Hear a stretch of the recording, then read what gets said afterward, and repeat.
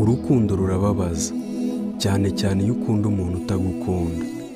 Akarusho noneho akaba ari wa muntu mwigeze gukundanaho akubeshya ko agukunda, kumbi hari icyo agushakaho. Yamara kukigeraho, nshuti yanjye, akamera nk'ukujugunye mu isenga ry'intare kugira ngo ukorerwe ibyamfura mbi. Buriya muri buno buzima hari ikintu kimwe ngiye kubibwirira. Wamenya ko umukobwa agukunda cyangwa se akubeshya.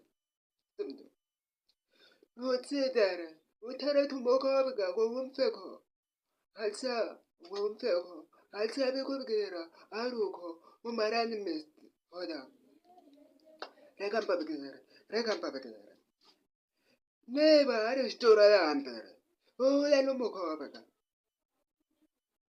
akaba ari isura ya mbere uhuye n'umukobwa, muterete umwemeze hafi uhave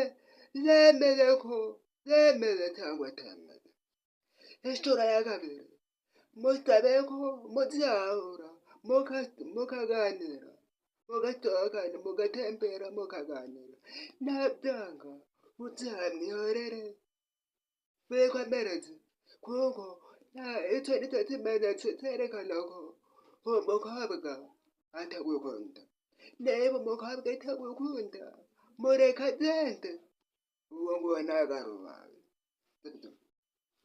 Kandi ibintu bibiri uzakora, niba mwapanze, niba nko kuwa gatanu mwapanze gusohokana akabyanga, uzamureke.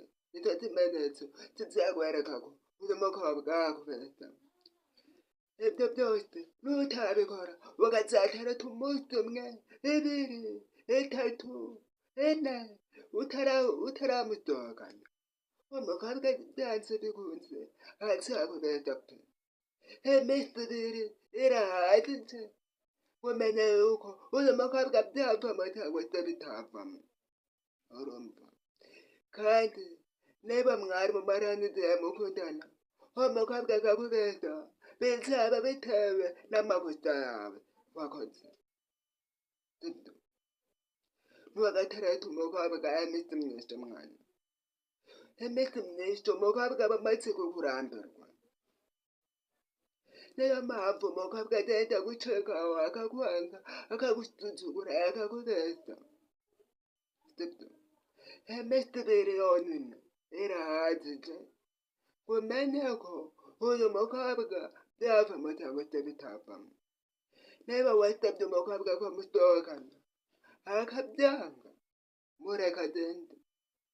Mureke agende, kuko nta kindi wabikoraho.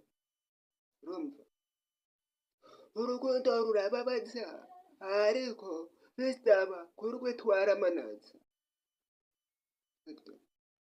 Niba wahuye n'umukobwa utari uwawe, mureke agende.